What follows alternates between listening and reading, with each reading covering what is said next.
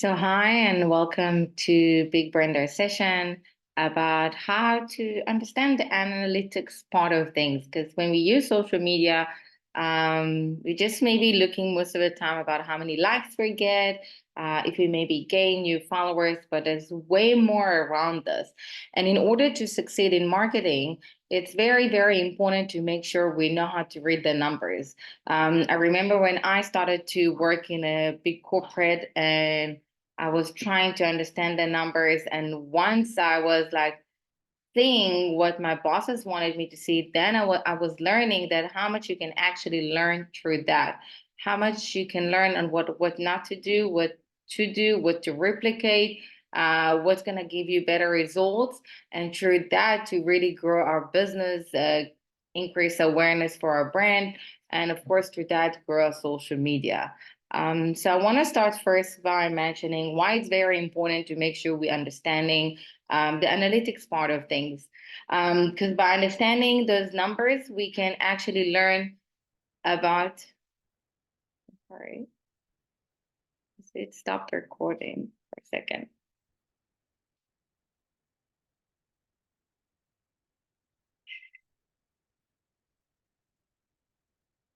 Or not, so maybe it's just on my side, looks like. So I'll do it again. So why it's important to understand, it's really going to help us first to understand our audience, their behavior, on what are they clicking on, and what type of audience we're getting. There's a lot of information in some platforms as well is to learn about their, for example, what are the different roles that they are participating in, their interests, and so on. It's also going to help us to refine our content strategy. It's going to help us to learn what's working and what's not. And as for that, to do the fine tuning and see what we want to change, what we should change, and what we actually maybe just keep on doing because it's working for us. It's also going to help us to improve engagement because by us reading the analytics and understanding it, we know which type of content our audience really find as relevant, as valuable. And through that, we can create more content like that. That's going to help us to improve our engagement. As well, it's going to help us if we're doing marketing campaigns. It's also going to help us to measure the effectiveness of the campaign, to see like what was it, for example, that we invested versus what we got. And also it's good to identify opportunities and challenges, okay, to see where we struggle, with what our audience is struggling more, maybe something changing their behavior, and through that we can find maybe new opportunities. So there's a lot of things we can gain out of it. And I know a lot of people don't really like the numbers, but the social media platforms are really focusing on making it much more easier for us to read and work and analyze. And they really categorize it so it's in a better way. So I do recommend to go and check and learn the analytics. So I want to give you a bit of a guide on how to look at the social media analytics, okay? Like have a better understanding of like what need to be done. So first, it's important to make sure that we're choosing the relevant metrics in each and every one of the social media platform. You've got different options, different metrics, and you need to choose the ones that are also relevant to you for what you're actually looking for. So for example, are you looking to see how you can improve your engagement? And then you look at likes, shares, and comments. Do you want to check like about the reach, okay, like the exposure that you're getting? Like maybe you feel that you're not getting the right exposure or not enough exposure, as well with the impression, which is the total number of times that your content was displayed. So maybe you want to increase that and get it to be displayed more so more people can reach out to more people through that, and through that to improve that engagement. And as you can see, they're all linked in a certain ways, but each and every one of them is telling something else. But if you combine them together, they tell a full story. More metrics is the click-through rate, which is something we use in paid marketing, follower growth, and conversion rate, which is, for example, also on our website, or also if we bring people from social media to tap on our website and try to get the sales from that. So it's very important to choose the relevant metrics and really focus on what's your goals, what you're trying to achieve, and which one is relevant to that. It can be more than one, it can be a mix of them, But for example, if it's just for organic marketing, so the click-through rate, not always that relevant. Depend like if you maybe done it as a poster trying to generate more leads, for example. But as you can see, this is more than just the likes, and that's it. There's more to that. The second part is like to understand like the key performance indicators, the KPIs, which is something that like in big companies it's always been used. It's something you actually been reported to, but this is great thing that we can also use for our business as a small business. Okay, to understand which metrics are actually most important, like for to help us measure our success. Okay, and of course it needs to be as per our goals, as per our strategy, our business strategy. And then like from that the data that we're getting, we can analyze it, and through that we can see what are the most effective key performance indicators. Okay, because this is going to help us with our social media campaigns, and the strategy. And it not necessarily when I say campaign, it's not necessarily need to be a paid campaign. It can also be that you're launching a new product, a new service, and you maybe are joining a new platform and you just create a campaign through that, and that can be also organic. And also like by you figuring out and looking like what are the top key performance, you want to make sure that they're in line with the specific business objectives that you have. That's why it's very important to plan. So for example, if you're trying to reach out to X amount of people, or you're trying to increase sales by this percentage or by this quantity, so it needs to be in line with this. It needs to make sure that it's connected, because the purpose of it is to really help you to make sure that you're looking at the numbers the right way, getting the right conclusion, making the right adjustments, and after that, you can start seeing growth in your business. So it's very important to consider factors such as engagement rate, the conversion rate, okay, which is like also good for organic and paid, actually all of them, reach, overall impact on your target audience. And by focusing about these metrics, you can really focus on optimizing your social media efforts. Because the purpose with social media is not to work hard, it's to work smart. It's not about posting every day. It's about posting the quality content, the content that your audience find as valuable. And those things like putting KPIs, we're really going to help you to make sure that you know how to track it and make sure that you are achieving your goals, achieving your objectives. Benchmarking and comparison. Okay, so this is also very important. I don't like to use the word competition because I don't really believe in it. Like, I think everyone have their own unique voice and your own unique way, but you do want to look at others in your industry. So benchmarking is something that's like going to help you to look at like what others are doing. It's going to help you to make sure that you're not just on a me too strategy, but you actually can use it to help you lead, okay, the industry, and not to be in the back of it. It's not just about comparing the numbers. It's really about understanding, and that's in general when we look at the numbers. It's really understanding the story behind that data. What does it tell you? What's working, what's not? Your audience is telling you everything you need to know, and the same they do it for your followers as well, like for you as well. They tell you everything you need to know. So by digging very deep into the why, okay, behind your metrics, and really you can uncover lots of valuable insight that's really going to help you to take your social media to the next level, to the next stage, to a place that it actually brings you the results you're looking for.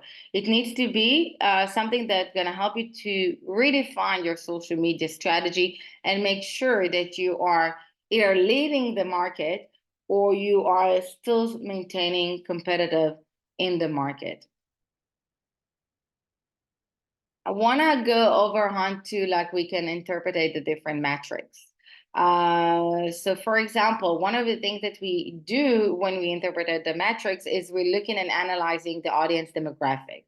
We are checking who's the audience we're reaching out to, their age, gender, location, interest. Is in LinkedIn, for example, it can also be what is their profession, well, what's their role in the current company, and so on. And we want to make sure that we are looking at the data and we're trying to really see, is this the audience we're reaching out to or not so much? Are we trying to reach to women and then we have more men following us? Are we trying to reach to like 20 years old, but we are somehow reaching out to 40 years old? We are trying, for example, to reach out to people in a certain location, but we are not. So through that, you can actually learn more because the purpose in it is that when you create content that's in line and is relevant to your target audience. So you want to make sure that the target audience you're aiming to is the right target audience that's also following you and engaging with you on the different social media platform. And of course, it's also relevant to your website. Next thing is to track engagement. Okay, so as I said in the beginning, you want to make sure that you're choosing engagement metrics that are relevant to your goals, to what you're trying to achieve. Once you do, you look at them. If the engagement is high, that means that your content is relevant to your audience, that they find it as valuable, it's interesting, it's something that they are really want to learn more or read more about or watch the video. But the thing is that this is not something we can check by itself. You'll see in one of the examples that I'm going to share in a bit is that you want to make sure that am I getting low or high rate of engagement, but it cannot be standalone. It also needs to be with the reach. Maybe it's a low engagement, but it's because I don't really get much impression and exposure. Or maybe I do get high exposure and it's low, and that it means that the content is not relevant. So that's why it's very important to make sure we're tracking this, because as you can see, it's going to help you to see where the problem is and if there is a problem, of course, and through that to make the right changes. You want to monitor as well, as I said here, like the reach and the impression, because that will show you how many people have seen your content. And as you can see, it's both in line. So you want to make sure that you are reaching out to the right people, you're reaching out to more people, and that those people have a higher engagement rate through that, and that will show you that it's really working. Evaluate, for example, as well the click-through rate, okay, which measures the percentage of user who clicked on a link. Okay, so for example, it can be a website tab, it can be if you put an ad, and then you want to check like how many of those people that came, how many of them are actually clicking on it. Okay, so that's also going to really help you with like creating more compelling content that drives traffic to your website. So as you can see in all this slide is that it's very important to make sure that you're tracking the engagement by telling the story, to make sure that like it's high engagement, but it's coming like what's also the impressions, okay, and the reach. And the click-through rate, for example, if you're not reaching to many people or you're not reaching to the relevant people, so the click-through rate, of course, going to be low. So they are really telling a story together. It's also important to assess the followers' growth. The follower growth also indicates on the effectiveness of your social media strategy. If you're growing, it means you're doing something right. It doesn't matter if they come on the organic side, on the paid side. But if you look at this, and the nice thing that in some of the platforms, you can see, for example, on Instagram, you can see who followed you because of a certain reels. On YouTube, for example, you can see who subscribed to your channel through which video, okay, which one's the one that got them to subscribe. And that's why like it's also a great thing to make sure that when you're looking on the follower growth is to see from where they're coming. Because if you see a certain type of content that help you to grow more followers, it is something you want to make sure that you're replicating and using more. But if there's certain videos that got you nothing in their results, so there's no point of them. So you want to analyze the rate of growth and correlate it with the content. So as you can see, it all really comes together. So you want to make sure that also you are reviewing the sentiment analytics part of things, which when we look at numbers, it's easy always to look at this from like the side of just the data and how much money got in.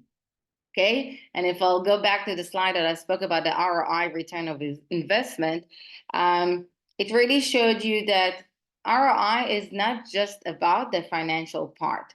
So for example, I once needed to convince my boss to invest like $500,000 just to redo the website.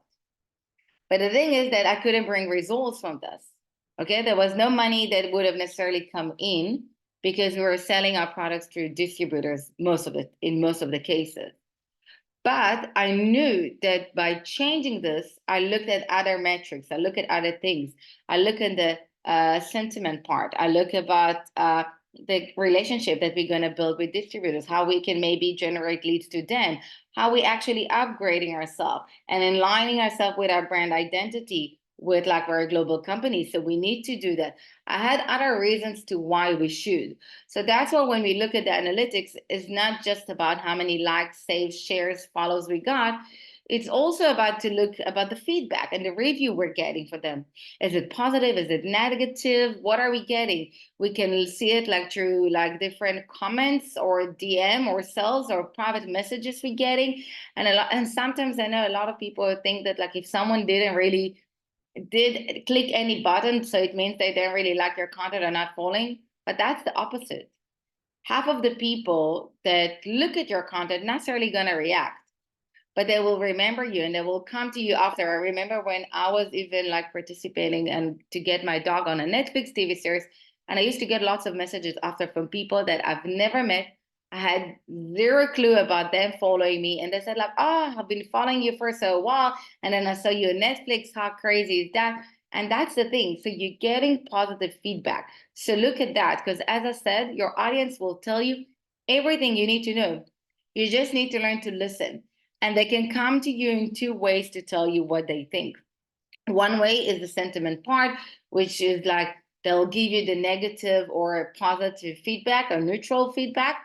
But there's the other part that comes from the numbers themselves, which is the conversion rate, the engagement, okay, the following, your audience, who they are, and so on.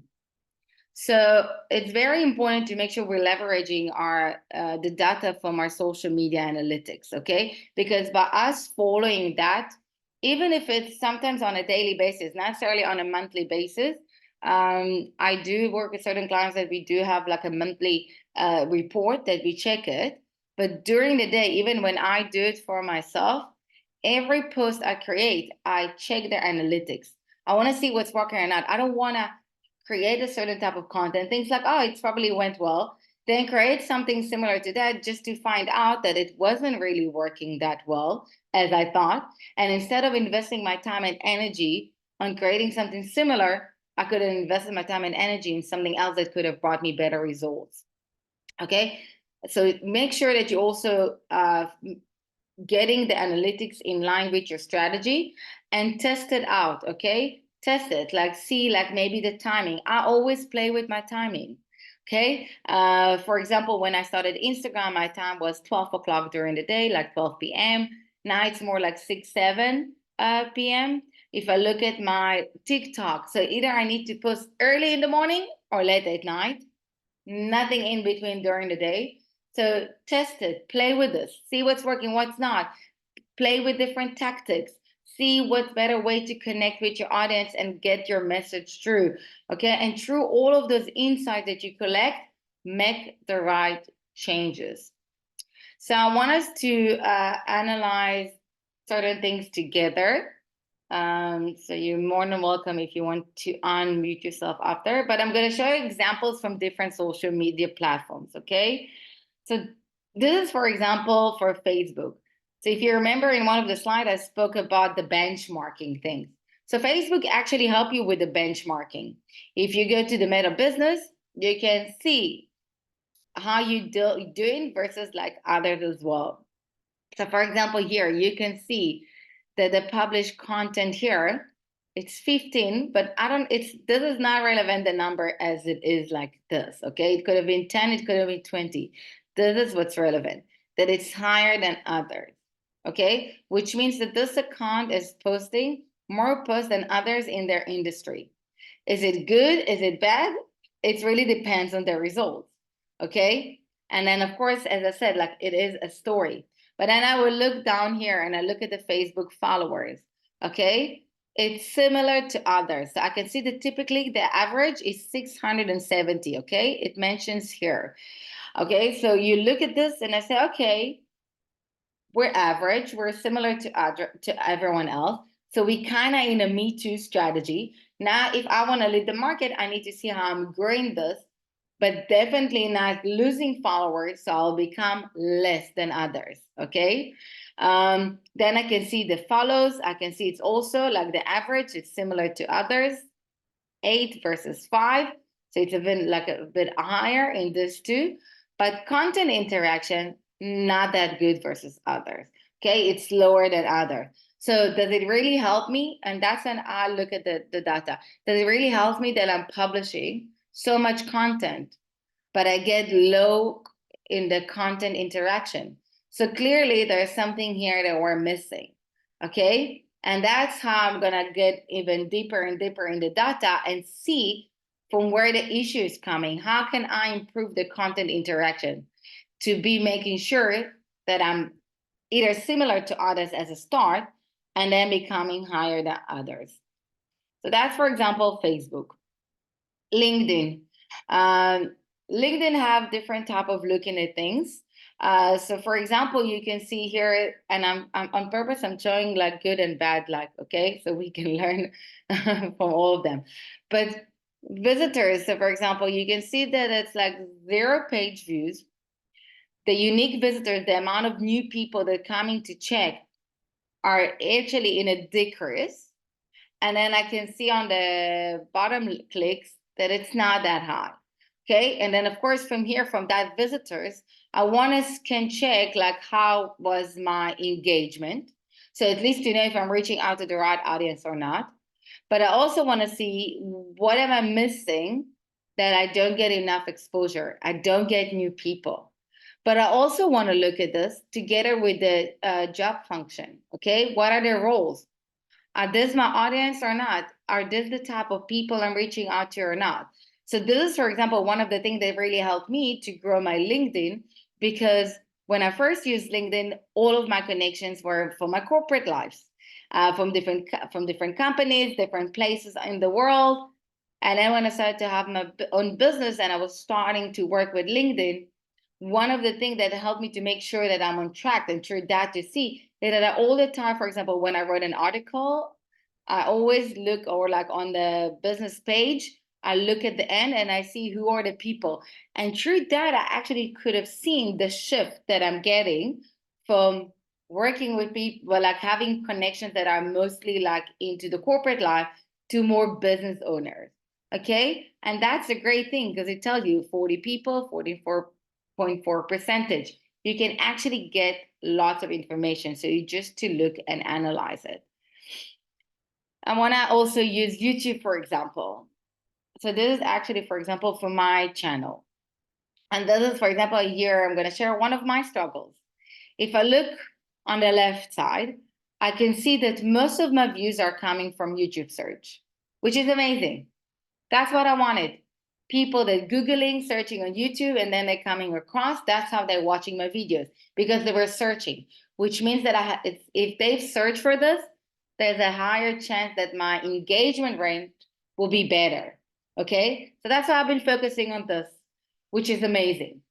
But on the other hand, it brings me a top of a problem as well, especially like in a platform like YouTube, that my audience is not exactly my audience. If I look at the female versus male, the gender, I'm reaching to more male, which is not my audience. I understand why. It's because of my face, and I sometimes get a lot. And that's how when I do the deep in, and you can laugh, but when I do the deep in, I see that I love Indian and Pakistans and all of that. And that's why they're also sending me messages and trying to make a move on me, like, please, ma'am, like that.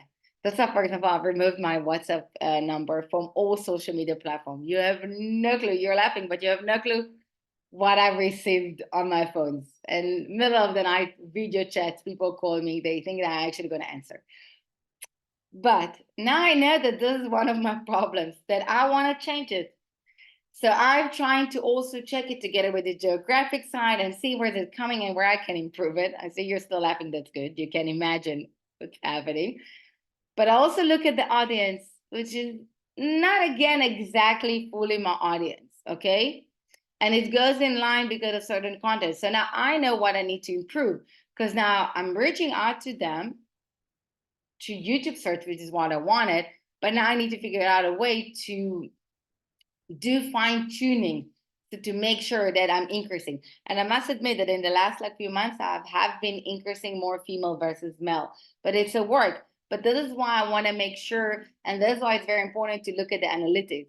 Because if you're trying to work with a specific audience, make sure you're doing it and see where the things is coming. Like, where's the problem? Go deeper and deeper and deeper. So I want to share two more examples, two of them from Instagram. Okay, and this is for example, one of the things that I do to learn what's working and what's not. So first you can do it from the organic marketing, but sometimes I like to take certain type of my post and boost them. Okay, and through the boosting, because I have a specific audience that I use all the time, it's not something that I change. I have one audience that I work with. So through this campaigns, I'm checking which one worked for me and which one not. And through that, I know which type of content as well to replicate and which one not. And by the way, you don't necessarily need to have a big budget. You can even do as you can see, the one with them was 171 rand, the other was 228. So it's not big amounts. And that's what I like, because if it's accurate, your campaign, your audience is accurate, all of that, you're going to still get results. So it's just going to show me that if I invest more money in this, I'm just going to I'll double it and triple it and so on. So look on the right side.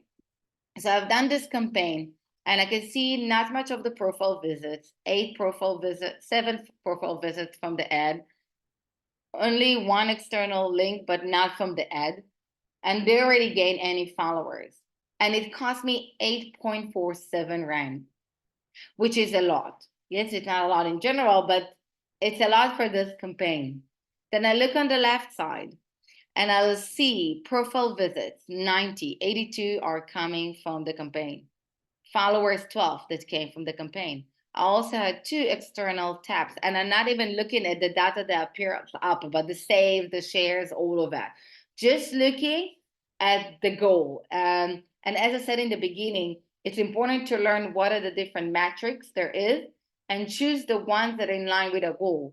This goal was to increase my profile visit so I can increase exposure to more people and through them improve the engagement. And then you can see that 7 profile visits versus 82, and that cost me 2.78 rand. And you can see the difference. So this was a successful. So this is the type of content I want to replicate. I want to do more from different angles, different designs, in reels, in carousel, whatever it is. But that's what works. This wasn't so much. Okay, so I want to replicate it. It wasn't that bad, but it wasn't good. Okay, it wasn't helping me to achieve my goal. One more example that I want to okay, this is the example, the second example that I wanted to share. And this is the one when I look at the upper part, okay, at the engagement. Okay, so I don't only look about how many profile visits I got, how many new followers. I want to see how many people are actually engaging with it. So one of the things that you can see on the left side is that this post was good. It wasn't bad. It got 9 saves. It's not bad at all. But versus the amount of people, okay, that liked it, I would have liked to have more saves. So which means the post was good, but not that good to make me want to save it. So I can still do stuff like this, but I'll maybe will prefer to post less, but creating posts that brought me results like this one. So you can see 69 versus 54. So which means that either most of the people that gave me a like also saved, or you have people that just saved it without giving it a like. And then I see 4 shares. So this one was a better result. So this is something that I will want to replicate. And it can be because maybe the design was easier to read. Okay, it can be because of the text itself, the content itself.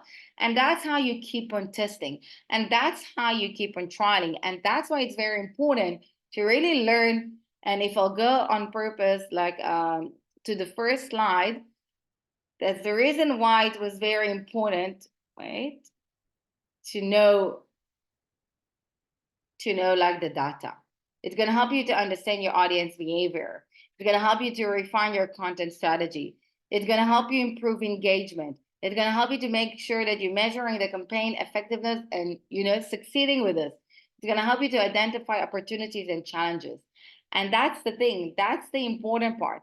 Like once you do that, once you understand that this is why it's super important, as you can see, there's so much we can actually learn from the insights.